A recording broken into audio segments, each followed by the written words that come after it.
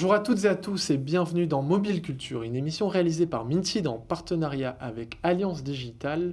On évoque les dernières tendances en matière de marketing et publicité mobile au cours de cette émission et aujourd'hui on va s'attaquer au sujet du RCS. Le RCS c'est quoi? C'est un acronyme, c'est l'acronyme de Rich Communication Services. C'est une nouvelle version du SMS en quelque sorte. Je simplifie un peu mais on va creuser tout ça avec deux experts, en l'occurrence Fabien Andro. Bonjour Fabien. Bonjour. Vous êtes le rapporteur de la commission de travail sur le messaging mobile d'Alliance Digitale. Et Alexandre Cottereau, vous êtes chef de projet RCS chez Bouygues Télécom. Oui, bonjour. Bonjour Alexandre et bonjour Fabien. Donc Alexandre, je vais commencer par vous. Finalement, est-ce que vous pouvez expliquer aux gens qui ne seraient pas familiers de cet acronyme ce qu'est le RCS ? Alors le RCS, en fait, tu l'as très bien dit tout à l'heure, c'est une évolution pour nous du SMS. Ouais. C'est en fait une manière de permettre aux utilisateurs d'avoir un contenu plus enrichi et plus proche de ce qu'ils font sur des applications de messagerie enrichies, donc des chats, type Messenger, WhatsApp ou autre. Et donc c'est typiquement une capacité de télécharger des photos en meilleure qualité, des vidéos, des gifs, comme on le fait tous les jours, mais aussi de partager sa localisation, de faire des groupes chats, etc. Donc ça, c'est côté utilisateur. Il y a un vrai bénéfice aussi du point de vue des marques, je pense qu'on va en parler tout à l'heure, qui est très intéressante, notamment au niveau conversationnel qu'ils n'avaient pas auparavant. Juste côté utilisateur, comment est-ce que je fais pour envoyer un RCS ? Ça se fait nativement en fait dans mon appli SMS ? Alors en fait, on s'adresse aujourd'hui aux utilisateurs Android. Okay. Et les utilisateurs Android, donc globalement tous ceux qui ont un téléphone récent, ils n'ont pas spécialement de manipulation. Simplement, quand vous ouvrez votre application de messagerie, il y a un message qui demande est-ce que vous voulez bénéficier des fonctionnalités de chat. Et à partir du moment où vous mettez oui, l'application, en fait, elle reconnaît que vous êtes compatible RCS et que vous avez activé l'option. Et là, à partir de ce moment-là, ça se fait naturellement. Donc, on envoie les photos comme on envoie. C'est un opt-in une fois, un moment, et derrière, on est opt-iné RCS. C'est ça, tout à fait. Ça date de quand, grosso modo, le RCS ? Alors, ça a commencé très tôt. C'était il y a plus de 15 ans que les opérateurs ont commencé à bosser dessus. Ils se sont rendus compte, en fait, que le SMS, c'était bien, mais qu'il fallait quelque chose de mieux. Donc, ils ont eu un bon feeling, mais ils ont eu du mal à se mettre d'accord. Et c'est quand Google est arrivé autour de 2016, 2017, 2015, qu'en fait on a eu une standardisation du protocole. Donc le protocole, c'est comment est-ce qu'on fait techniquement les choses pour que ça fonctionne chez tout le monde en même temps et que tout le monde arrive à se parler. Parce que jusque-là, chaque telco avait son approche et du coup ça manquait de standard entre... C'est ça, comme habituellement en fait les opérateurs sont très bons techniquement mais chacun de leur côté. Donc il a fallu rassembler tout le monde et au final avoir un GAFA au milieu de la table, ça a quand même beaucoup aidé là-dessus. C'est assez rare, les bons exemples de collaboration entre GAFA et telco, là ça en est un. J'ai une petite question pour vous, peut-être Fabien. Moi j'avoue que dans ma vision un peu parcellaire et superficielle de la chose, je voyais aussi le RCS comme la réponse des telcos à une déperdition dans les usages par rapport au SMS. C'est vrai que je le vois, même moi à titre personnel, j'utilise de plus en plus WhatsApp, Messenger pour communiquer avec mes amis, de moins en moins les SMS, et je me demandais s'il n'y avait pas ce sujet-là. Mais finalement, vous parlez que ça arrive d'il y a une quinzaine d'années, donc en fait c'est en réalité avant même l'essor des messageries instantanées qu'on parlait RCS. Oui, avant même l'essor des messageries instantanées, c'est vrai que la poussée de l'utilisation des messageries de type WhatsApp a forcé un petit peu l'écosystème à se mettre en marche pour finalement pour s'harmoniser et pour offrir une expérience aux clients qui soit plus liée vers de la conversation, à des textes enrichis, à finalement une réponse d'un produit, le SMS, qui a plus de 30 ans finalement. Et donc ça permet un petit peu de mettre au goût du jour et d'offrir de nouvelles expériences, de nouveaux usages et de nouvelles manières de communiquer avec le destinataire final. Ouais. Et alors, si on se concentre sur l'aspect marque au consommateur, qu'est-ce qui fait du RCS, selon vous, un médium intéressant, Fabien ? Comme le disait Alexandre, finalement, ce qui est bien par rapport au SMS, c'est la capacité à envoyer un contenu qui est plus riche, une photo, une vidéo, un CTA, un carrousel qui va pouvoir mettre en avant un catalogue, des produits ou des vêtements, quel que soit le produit qu'on va mettre en avant. Et finalement, cette richesse crée de l'interactivité dans la manière d'utiliser le produit. Et c'est ça que les consommateurs veulent. On est passé d'un message un peu classique à de la conversation, c'est-à-dire la conversation first. Le client attend à converser avec sa marque, avec sa société, avec sa plateforme de livraison, avec qui que ce soit, qui permet vraiment d'optimiser un parcours client. Et on a un peu échangé en amont de cette émission. Oui. Vous me disiez vous identifiez 2 principaux use cases que sont l'aspect hyper serviciel, tenir le client informé d'une livraison ou d'un échange qu'on a, d'une transaction, et l'aspect un peu plus branding avec une démarche un peu plus de l'OPS. Exactement, comme le SMS, vous avez 2 types de messages, le SMS marketing, drive to store, drive to web, où là vous allez essayer de construire un bot avec une interaction plus poussée, avec un arbre décisionnel qui met en avant des produits, donc des vêtements, des t-shirts, des jeans, etc. Et vous allez inscrire la conversation dans un arbre décisionnel, et vous avez des messages plus de type notification, ça, vous allez être notifié la veille d'une livraison par exemple, et on va vous demander est-ce que vous confirmez la livraison, est-ce que vous voulez vous faire livrer votre produit dans tel ou tel magasin. Donc là c'est plus de la notification, et c'est plus message plus entre guillemets une notification qui est envoyée la veille pour valider une transaction. Aujourd'hui, en termes d'usage, est-ce qu'il y a, entre ces deux cas pratiques, est-ce qu'il y en a un qui prend le dessus en termes d'usage pour l'instant? Ouais, je pense que je pense que c'est un vrai avantage sur l'aspect notamment marketing, donc ce qui était très exploité par le SMS, notamment au niveau des soldes. C'est quelque chose, enfin, on se rend compte qu'en fait le contenu enrichi, ça permet de mettre en avant des produits de façon un peu plus intuitive et un peu plus naturelle, on va dire, vis-à-vis du client. Là où hier on avait sur le SMS, vous avez moins 20% sur tout votre magasin, là on sait que le magasin, je sais pas, un magasin de maroquinerie va vendre plutôt ce sac-là, et on sait que ça fait de très bonnes ventes, il va mettre ça en photo et ça rendra beaucoup mieux en fait du point de vue client, que ce soit en termes de conversion, de branding, de feeling, quoi. Et je clique sur la photo, je tombe sur la page produit où on n'allait pas encore là. Alors en fait il y a plusieurs possibilités, soit c'est ce qu'on appelle un CTA, donc c'est directement une redirection vers une landing page où on a toutes les caractéristiques produits et la possibilité d'acheter. Soit on est dans quelque chose de plus conversationnel où on va dire voilà, vous le voulez en quel coloris, est-ce que vous avez une marque en particulier à laquelle vous pensez, vous pourriez rajouter tel et tel produit, donc c'est quelque chose d'intéressant. Et là où je rejoins beaucoup Fabien, c'est que sur l'aspect conversationnel, on sent que les marques, elles veulent de plus en plus inclure leur client final dans leur communication et le faire partager en fait des choses et le faire exprimer en fait ce qu'il ressent. Et donc avec ce conversationnel, on arrive vraiment à rajouter ça qu'on n'avait pas sur le SMS. Mais on est même dans une dimension récupérer des insights clients ou quand même pas? Complètement, on peut avoir à la fin d'une expérience client, donc une conversation, on pourrait très bien avoir un message qui demande si le client était satisfait de l'échange, sachant qu'on a un suivi de toutes les statistiques en fait, de la conversation, on sait quand est-ce qu'il a décroché, et si à la fin on a la note, on a vraiment l'aspect très complet en fait, de la conversation. En termes d'usage, est-ce qu'on est encore dans une utilisation relativement confidentielle de ce format-là, ou c'est quelque chose qui a de l'attraction et qui commence à être assez populaire Alors, je dirais qu'il y a un peu des deux, c'est-à-dire qu'on sent bien que les départements innovation des marques ont pris conscience que le SMS fonctionnait déjà très bien. Ouais. Donc maintenant, il y avait de nouveaux cas d'usage à aller travailler, à aller chercher sur quelque chose de plus enrichi.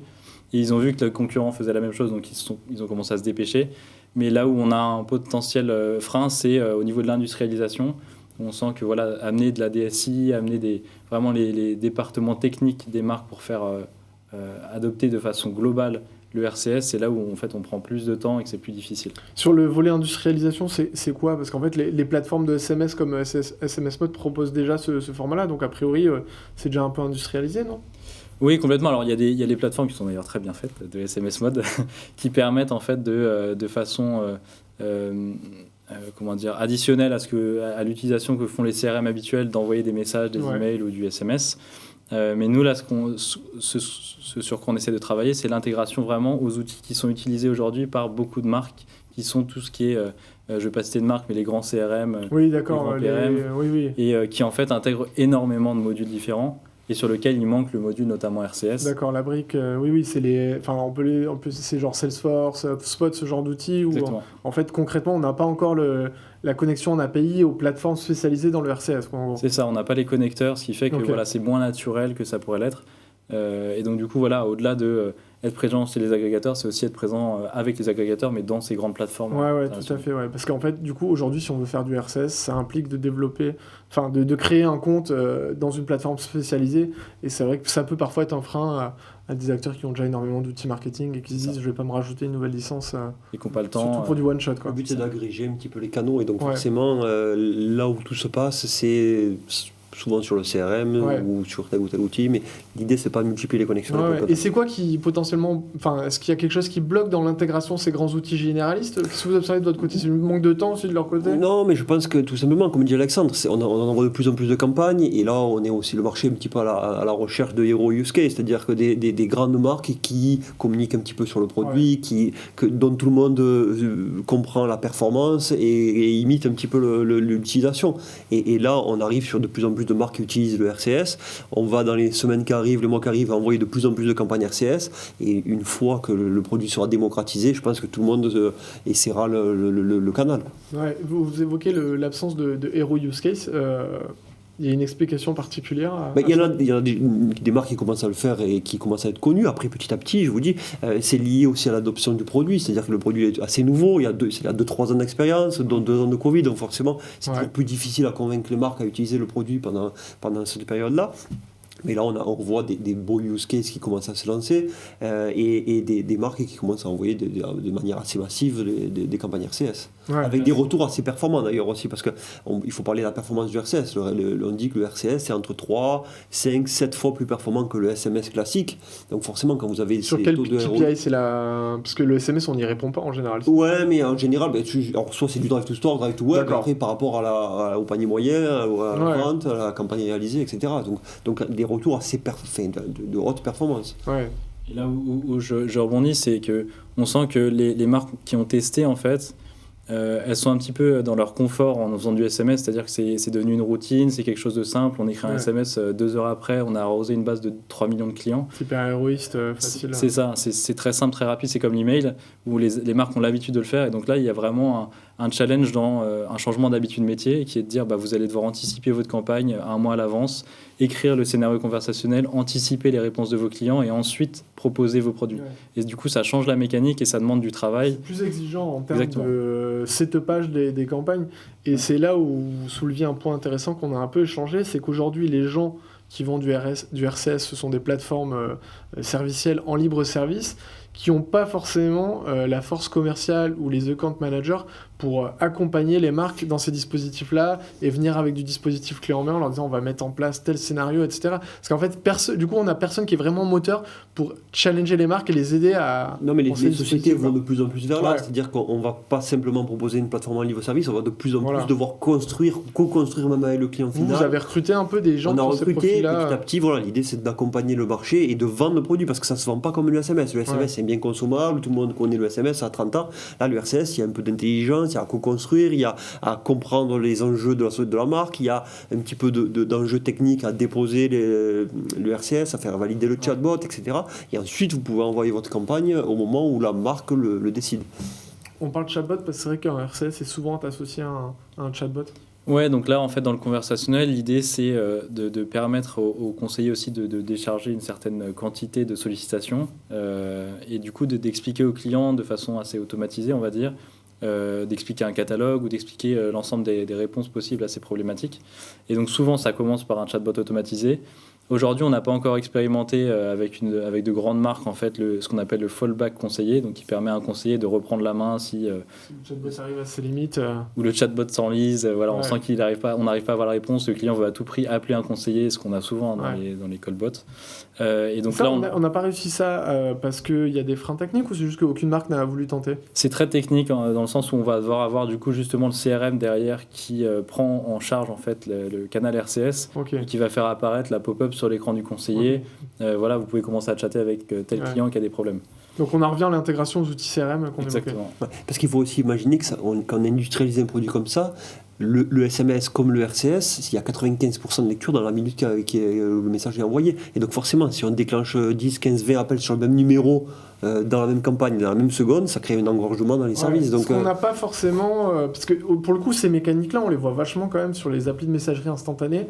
Mais c'est vrai qu'on est sur du pool, parce que c'est l'utilisateur qui va sur l'espace messagerie. Là où on est dans du push et du coup on crée cet engorgement, c'est pas les mêmes enjeux. Quoi. Là, on a beaucoup plus de monde à gérer. On est sûr que le message, il est lu immédiatement. Et donc, forcément, si vous envoyez 1 million de messages avec le même numéro de téléphone, vous pouvez être sûr de recevoir plusieurs milliers d'appels sur le même numéro. Donc, c'est problématique. Ouais, c'est clair. Il y a l'enjeu d'instantanéité qu'on n'a pas forcément sur les réseaux sociaux. Typiquement, je prends un exemple tout simple, mais le Twitter de la RATP, je pense qu'il y a beaucoup de messages qui sont envoyés au moment des grèves.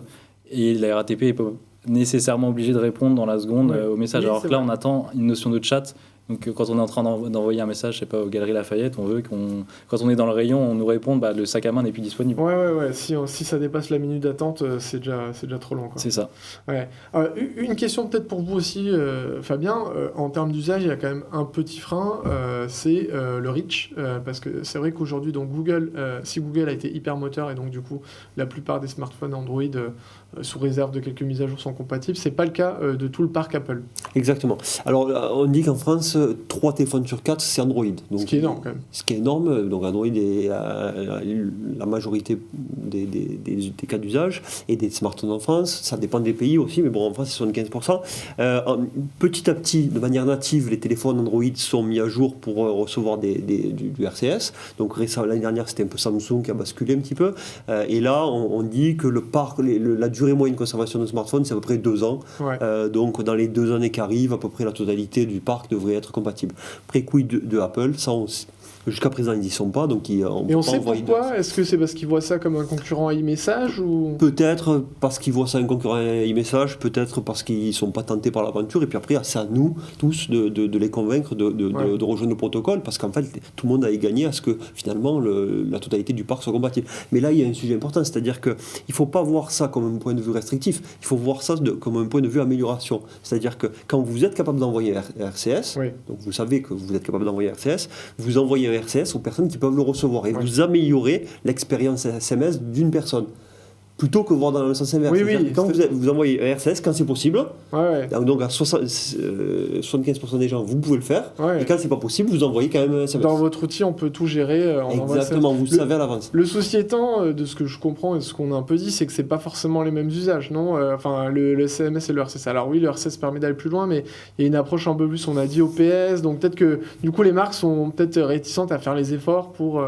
Alors, comme il y a plusieurs usages, il y a plusieurs réponses, mais sur la notification, la transactionnelle, c'est là, si vous pouvez envoyer un RCS, c'est mieux, donc vous le faites. Sur la campagne marketing, il faut quand même considérer qu'il y a 7 téléphones sur 10 qui sont compatibles à ce jour. Et donc finalement, c'est déjà beaucoup. Le parc, il est immense, et on sait que ça va aller en s'améliorant un petit peu.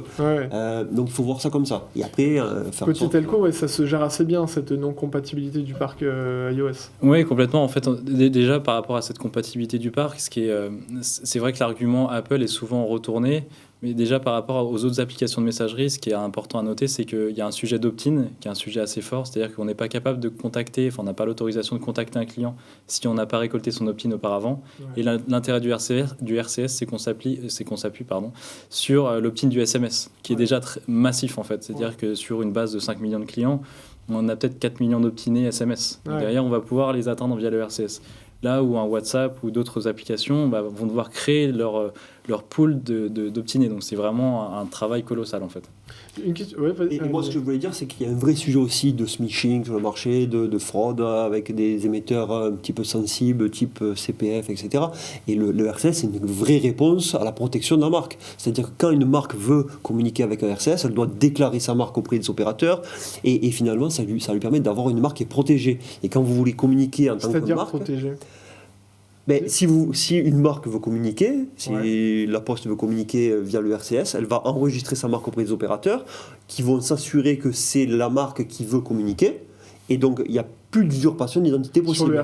Sur le RCS. Donc ça, c'est une vraie tendance de fond. C'est-à-dire qu'on a des vraies problématiques de smishing, de fraude, quelle qu'elle soit smishing, soit de faux numéros de téléphone, etc., de spam de manière générale. Et le RCS, c'est clairement une réponse pour protéger les marques de ce type de communication frauduleuse. Je vous voyais acquiescer, Alexandre, vous êtes d'accord Oui, complètement. Là, on a depuis l'arrivée du CPF et les campagnes qui ont été faites via le CMS, ça a été une aubaine pour les fraudeurs, donc on pourrait appeler des hackers, pour récolter des informations sensibles sur les clients. Aujourd'hui, on rencontre beaucoup de fraudes, notamment qui passent par ce qu'on appelle des SIM pondeuses. Donc, c'est des espèces de cartes SIM qui envoient des milliers de SMS par jour et qui vont être simplement des arnaques. Et donc ça, c'est vraiment un travail du quotidien sur le SMS et qu'on n'a pas sur le RCS. Donc c'est vraiment, on simplifie la vie en validant en amont en fait l'identité de la marque. Et donc typiquement, sur les conversations, le client il va avoir un logo, un shield qui va lui montrer quand il clique dessus que ça a été validé par son opérateur. Donc ça le rassure en fait. Parce que du coup, à nouveau, je mets ça en perspective avec le SMS, c'est peut-être aussi un des paradoxes. Le fait qu'il y ait effectivement cette vague de SMS frauduleux, ça a quand même entraîné une défiance des utilisateurs vis-à-vis du SMS et peut-être aussi du RCS. Et ça peut être aussi un frein finalement. Parce qu'en fait, quand je reçois un SMS enrichi, si moi, j'ai pas l'utilisateur lambda, il connaît pas le concept même de RCS, ça peut le surprendre et peut-être qu'il peut y avoir un petit peu de défiance, non quand même. Oui, mais comme dans l'email aussi, c'est pareil. Vous recevez combien de spam d'email c'est vrai. Il y a une éducation du marché à apporter, c'est-à-dire à faire attention aux URL qu'on clique, sur lesquelles on clique, etc. Mais le RCS, en tout cas, c'est une vraie réponse pour lutter contre tout ce problème de smishing, en effet. Si on reboucle avec les enjeux inhérents au RCS, c'est quoi pour vous les gros enjeux auxquels face ce format pour se développer commercialement, Alexandre, peut-être donc, comme on le disait tout à l'heure, je pense que l'intégration dans les CRM, ça va permettre la densification de l'usage. Et au-delà de ça, ça va être la capacité des marques à challenger en fait leurs habitudes métiers et à venir changer leur mentalité sur la manière dont ils communiquent avec leurs clients, que ce soit inclure davantage de clients, préparer le conversationnel et tout ce genre de choses, quoi. Donc c'est du travail de fond sur le marché B2B, quoi. Ouais, ok. Et vous, Fabien, ce que vous identifiez nous, l'idée, c'est d'aller auprès des marques, leur expliquer à quel point le canal est performant, leur expliquer que c'est complémentaire au SMS, c'est-à-dire que on va pas substituer toutes les campagnes SMS avec du RCS. Par contre, il y a des campagnes qui peuvent être essayées et qui fonctionnent, c'est-à-dire qu'on sait que les campagnes en général fonctionnent. Voilà. On sait qu'on a des retours qui sont phénoménaux. On sait que de plus en plus, les retours vont s'améliorer même avec les cas d'usage qui se multiplient parce que voilà, on n'a rien besoin de télécharger, c'est natif dans le téléphone, c'est comparé à WhatsApp, vous avez besoin de télécharger l'application, voilà, etc. Là, c'est immédiat, il n'y a pas de friction, c'est immédiat et en plus enrichi. Donc, c'est à nous d'aller éduquer les marques pour leur dire voilà, essayez et vous verrez à quel point c'est performant. En termes de prix, on en est où ? Ça peut être une barrière à l'entrée, le prix, ou non ? Les prix on est sur un modèle après classique du SMS, un petit peu plus cher que du SMS, mais ça dépend aussi de la conversation, c'est-à-dire qu'en grosso modo, une fenêtre qui s'ouvre, vous avez une template qui est envoyée et une conversation qui est liée pendant X heures, 24 heures, c'est ça, 24 heures, et au final, le prix n'importe pas beaucoup la marque si les retours sont 5 à 10 fois J'ai quand même cru comprendre qu'il y avait peut-être un petit enjeu de simplification de l'offre parce qu'il y a plusieurs, c'est un peu des offres à tiroir avec plusieurs typologies de prix selon les opérateurs. Pas d'harmonisation forcément. Peut-être pas pour l'instant, mais petit à petit, on va s'harmoniser et sur ça, honnêtement, le prix, c'est une donnée de la question, mais c'est pas le principal problème. D'accord. Pour l'instant, l'idée, c'est mesurer la performance, parce que tout le monde sera d'accord pour essayer un produit un petit peu plus cher, mais qui apporte entre 5 et 10 fois plus de performance. Donc ça, c'est pas un vrai souci, le prix. D'accord. Tu en parlais notamment sur la notion de branding. Tu parlais du temps d'exposition et du temps d'attention d'un client entre la télévision et le RCS. En termes de secondes, je crois qu'on était autour de 23 secondes, c'était sur une étude qui a été faite ailleurs. 23 secondes sur le RCS et 2 secondes ou 5 secondes sur le spot télévisé. On sait très bien que les marques ne comptent pas tellement ce qu'elles investissent en fait, dans un spot publicitaire télé, malgré les retombées qui ne sont pas forcément héroïstes. Ouais. Là, on sait que voilà, sur le RCS, c'est vraiment concret, quoi, et donc c'est très rentable rapidement. Ok. Peut-être un petit peu sur les dispositifs aussi mis en place, un point que vous évoquiez, Alexandre, c'est qu'aujourd'hui, on est plutôt dans des schémas arbre des décisions. Donc, en gros, si je fais ça, ça génère telles actions. Et un des enjeux, peut-être, on est encore dans un futur plus ou moins proche, mais c'est peut-être mettre de la vraie intelligence artificielle. C'est vrai qu'on parle en ce moment beaucoup de chat GPT, d'OpenAI, etc. Grosso modo, c'est vrai que aussi la vraie IA au service de ce format-là, ça peut être un booster, quoi. Oui, complètement. C'est vrai que c'est la polémique et les enjeux du moment, mais c'est être capable de comprendre aussi tout ce qui est langage naturel. Donc c'est le client, lorsqu'il a envie de s'exprimer vis-à-vis d'un produit, il n'a pas forcément envie de cliquer sur un bouton où on lui dit faut répondre ça ou ça. Ouais. C'est lui laisser la liberté de répondre. Et ça, c'est quelque chose sur lequel il faudra travailler dans un deuxième temps. C'est permettre tout ce qui est langage intelligent, compréhension intelligente et simplement pas des choses basiques et calculées dès le début. Ouais. Mais ça, on le verra, je pense, c'est dans un deuxième temps. Le coup d'après. Et je me posais une question peut-être, Fabien, je ne sais pas si vous avez la vision internationale, mais on en est où en France par rapport aux autres marchés. Est-ce qu'il y a des marchés où le RCS, c'est genre un gros booster où c'est beaucoup plus développé? Oui, il y a 5 marchés qui ont vraiment démarré. Je crois que Alexandre me dira, mais il y a un petit peu le Brésil, Mexique, Angleterre, France et Espagne. C'est vraiment les pays précurseurs, avec des pays qui n'ont pas les mêmes taux de reach, c'est-à-dire qu'il y a des pays où Apple est un peu moins fort ou un peu plus fort que dans certains autres pays. La France, on est parmi les pays les plus avancés en termes de RCS. Et l'idée, c'est une fois que la distribution est effectuée via les opérateurs, une fois que le marché est éduqué, maintenant il faut industrialiser et passer à l'étape supérieure. Vous confirmez que la France va être en avance? Oui, complètement. En fait, Google font un espèce de ranking, mais de façon informelle vis-à-vis des plus avancés sur le RCS, et on est clairement dans le top 3 des pays les plus avancés, qui font le plus de cas d'usage sur les marques. Donc ils ont une vraie dynamique, ils regardent vraiment ce qu'on fait pour essayer de travailler avec nous le produit. Donc le produit est co-construit opérateur et Google.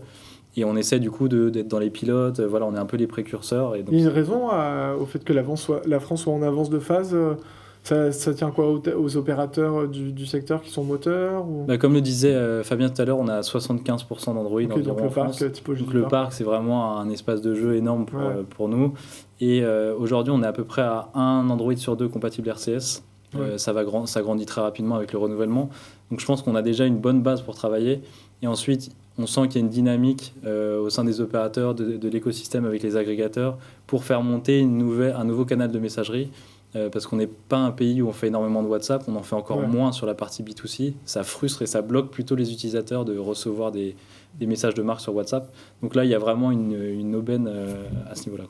Oui, c'est vrai qu'en France, on n'est pas très WhatsApp, effectivement. J'ai jamais été contacté là-dessus. On approche déjà du terme de cette émission. Peut-être un message, Fabien, pour les annonceurs qui nous regardent et qui ont envie de se laisser tenter. On a beaucoup mis en avant les avantages du format, mais... Qu'est-ce que vous pourriez leur dire pour les installations Télépa? C'est essayez, parce qu'en fait... Il y a pas, en termes de ticket d'entrée, on est assez faible. Non, on est assez faible, surtout qu'au début, l'idée c'est d'éduquer le marché, et donc forcément on n'est pas sur des prix prohibitifs pour tester. Essayez sur quelques centaines de clients, essayez comparer par rapport à du SMS, comparer par rapport à de l'email, et vous verrez finalement la performance du canal. Nous on a fait des campagnes où je vous dis, on a fait par rapport à des clients qui envoyaient des campagnes régulières de SMS, on a fait des performances 3, 5, 10 fois plus performantes qu'une campagne SMS en drive to web ou en drive to store. Donc essayez parce que ça marche vraiment bien. Et on peut peut-être mettre ça en perspective avec le contexte actuel qui est, on parle beaucoup là en ce moment de la digitalisation du prospectus papier. Peut-être que ça va aussi libérer des budgets pour ce format-là. Le pub, en effet, là c'est une vraie question. C'est-à-dire qu'on sait qu'il y a des marques qui arrêtent complètement le prospectus, on a vu des pubs à la télé, etc. Et donc ça c'est une réponse claire, c'est-à-dire mettez en avant vos produits à travers des carousels, avec des boutons cliquables, des arbres décisionnels, et vous verrez, vos produits seront bien mis en avant, et vous donnerez à vos clients la capacité de converser réellement avec vous. Et ça, c'est essayer. Un dernier mot peut-être pour vous, Alexandre? Oui, vous parliez du contexte. Je pense que même pour aller plus loin, je pense qu'on arrive dans un contexte où les utilisateurs font attention à ce qu'ils achètent. Ils ne vont pas acheter du n'importe quoi. Je pense que les messages très génériques qui fonctionnaient auparavant n'auront plus les mêmes performances. On voit petit à petit, chacun rogne un peu sur ses budgets communication. Donc je pense qu'un canal qui est performant et qui convertit et qui ramène du ROI en masse, je pense que c'est vraiment hyper intéressant pour une marque. Et de toute façon, les utilisateurs vont challenger les marques aujourd'hui sur les plus innovantes, les plus proches des clients et les moins chères. Il faut cocher toutes les cases aujourd'hui pour séduire un utilisateur. Donc il y a tout intérêt à l'essayer, d'autant plus que ça coûte pas très cher aujourd'hui. Ce sera le mot de la fin. Merci messieurs d'avoir participé à cette émission. Merci aux internautes qui nous ont suivis tout le temps de cette nouvelle émission de Mobile Culture. Je vous propose de nous retrouver très prochainement pour évoquer une autre thématique liée au secteur du marketing mobile. Merci.